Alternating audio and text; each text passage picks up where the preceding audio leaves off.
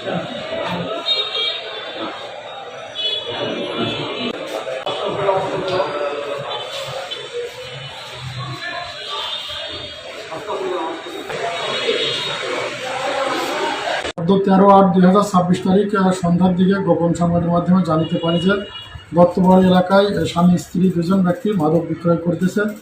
বিষয়টি আমরা ঊর্ধ্বতন কর্তৃপক্ষকে জানি আমাদের সদর সার্কেলের অতিরিক্ত পুলিশ সুপার স্যার, আমার ওসি তদন্ত, আমি, অসংখ্য অফিসার ফোর্স এবং মহিলা পুলিশ সহ আমরা বাড়িটিকে ঘিরে ফেলি।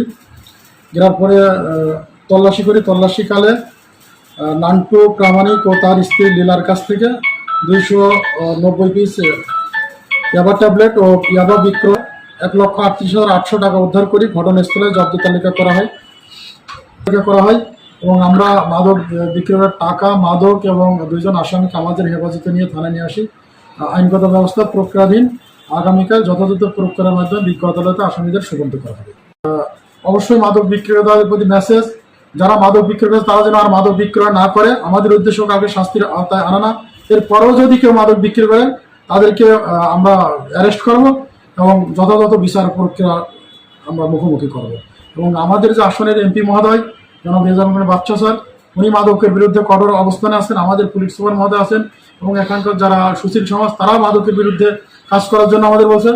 আমরা সবাইকে নিয়ে আমরা এই বগুড়া সদর পুরসভা এবং সদর থানা এলাকার যে ইউনিয়ন আছে 11টি, আমরা মাদক যাতে মানুষ ব্যবসা না করতে পারে এবং যুব সমাজ যাতে ভালোভাবে চলতে পারে, থানার টিম হিসাবে কাজ করবো এবং মাদক মুক্ত একটা সমাজ প্রতিষ্ঠা করার জন্য সবাই মিলে কাঁধে কাঁধ মিলে কাজ করতে হবে। আপনাদেরও সহযোগিতা হবে।